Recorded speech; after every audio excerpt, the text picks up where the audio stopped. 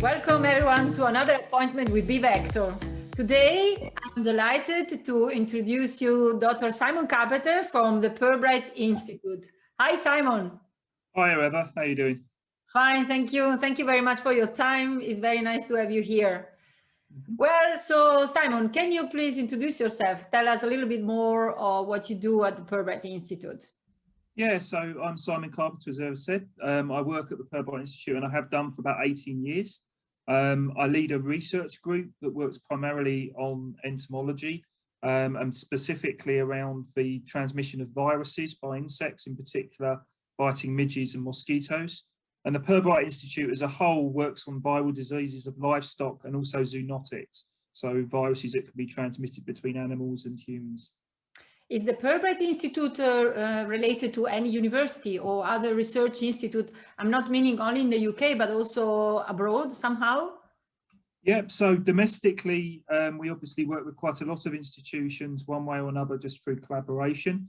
For my group, we work primarily with the London School of Hygiene and Tropical Medicine, so we have several projects running with them. And then also with Surrey University, which is quite local to Purbright, so we have good links with them as well.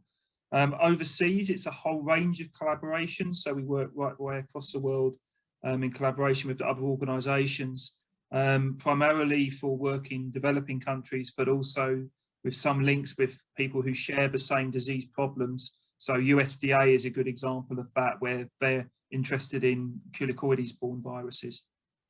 Yeah, so we don't award PhDs ourselves, but we have university collaborations where we get that service. So we have a community of around 60 PhDs at any one time. So those adverts tend to come out around February, March time. So keep an eye out for that if you're interested in joining us. Excellent. And that's on everything you can think of in terms of that remit of working on viral diseases. So we have a whole range of students who underpin our work with that and then go on to work at other institutions in that area. Which pathogens, you mentioned viruses for livestock, but which pathogens, in this case, which viruses and which vectors it's actually Purbright working on? Yeah, so we range a lot in that. So we range all the way from human viruses, so which are primarily transmitted between humans, like dengue and chikungunya and things along those lines, and the Aedes-borne viruses in particular, right the way to viruses which are largely transmitted in ruminants. So blue-tongue African horse sickness is good examples of that. So that helps us actually work within that interface between animal veterinary science and human medical science. So we work on foot and mouth disease on site, which is among the most contagious animal diseases. So that has been sort of a real thing for Purbright over the years in terms of actually working with some of the most contagious viruses. So because of that, we've also developed expertise on other containment levels, so working with mosquitoes in containment and midges in containment, right the way up to CL3 in terms of the human pathogens.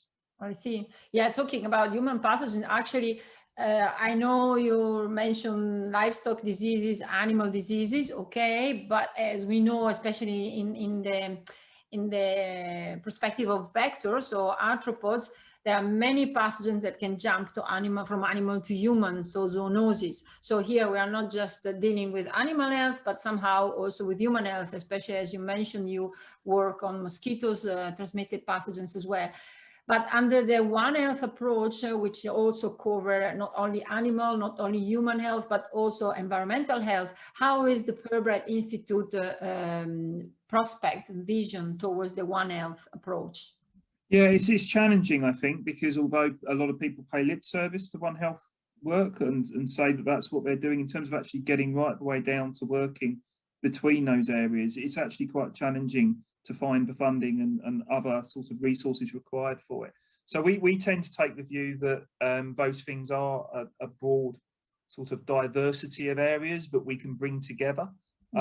So particularly in our overseas work, we've had quite a lot of success in bringing together veterinary and medical communities to work together, because often there is a lack of continuity in those services.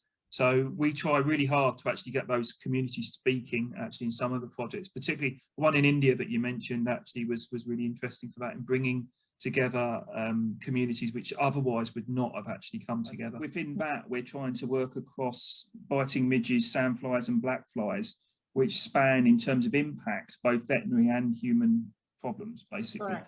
So there's a kind of a real push within that to try and get those people together, because even just within the entomology communities, there's enough division in terms of this stuff. Often the veterinary entomologists are not talking to the medical entomologists and vice versa. So there's a real challenge there to try and bring those communities together, which we try and address through talking to each other and trying to set up projects which integrate those particular areas.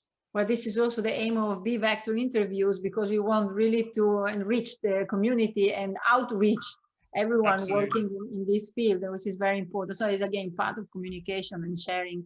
So the network you were mentioning, you mentioned infra, we go back to that in a minute, but the one that you were mentioning is also the network, right? Yeah.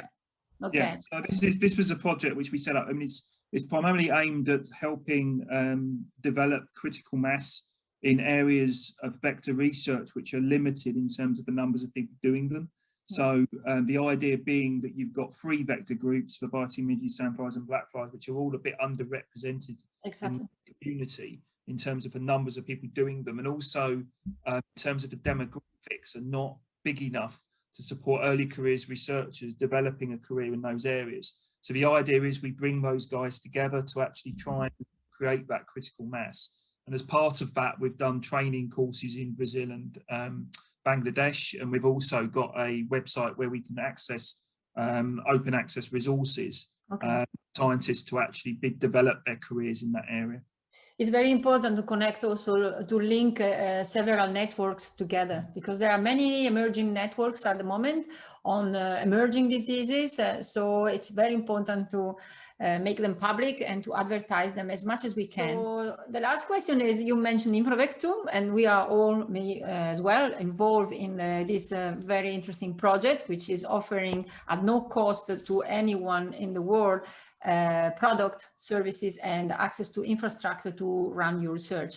How is the Purbright Institute fitting in the bVector project? Yeah, so we're a national capability, so that means that we have unique things that the UK otherwise doesn't have. So some of those are insect lines, which are very specific, which we've produced over the years, are available at no cost for use in research. So we're providing those, and that includes things like biting midges, mosquitoes, stomoxys, so the stable flies. So there's a whole raft of stuff that we're actually providing for that. And then within the more sort of research-driven component, we're looking at quality standards for those resources. So trying to understand what the impact is of different lines on the research which is being carried out upon them. So we can actually come up with standardized ways of working with these insects so that everybody knows what the results are in terms of comparability. That's very important, standardization. Big component of what we're doing. Yeah.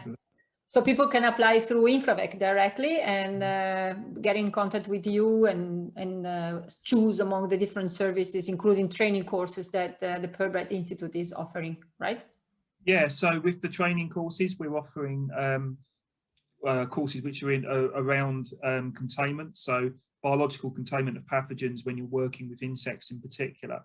So that actually provides a service in terms of trying to set up best practice for those techniques to make sure that they're safe to the user as a foremost thing, but also scientifically relevant as well. That's the other point there. So the idea with that is that we've already run one of those courses, and there's another one coming up. So keep an eye on the bVector site to so watch out for the next upcoming course. Simon, the last question, which is actually an opinion from you. So what do you think would be the best approach to contain the arrival and even better, the spread of pathogens? Yeah, so, I mean, it's a two-part question, but the first part is really challenging in terms of predicting when and where these viruses or other pathogens are going to turn up in Europe. So we struggle a bit with that, just because a lot of the methods which the pathogens use to move around are really unpredictable and often quite low probability. So they're only going to happen occasionally. So there's a real difficulty there in predicting what's going to happen. In terms of response, it's building a critical mass of people who have the experience of actually being in those situations, and specifically around the entomology, because from my experience working with blue tongue, probably around 50% of the questions that policymakers are asking have entomology as a core component. So where things are going to spread to, how fast are they going to spread, what insects are feeding on these particular animals or humans. All of that comes back to field-based entomology, and the critical mass for that is actually limited. So there's a real problem there in terms of supporting policymakers to make the right decisions in terms of scientific evidence and fundamental sort of science that they need to actually make those decisions. Yeah, we need more interaction with the entomologists, with people that are in the field. That would help a lot. Yeah. Yeah. Well, great. So our time is finished. It was really nice to talk to you. And now we know what the Purbright Institute has to offer to the scientific community. So please get in touch with Simon Carpenter if you need to know more, if you want to know more, because there's more to know. I mean, in this short time, we could only give you an idea of what are the different subjects that they are handled and worked at the Purbright Institute. Okay, thank you very much, Simon, for your time.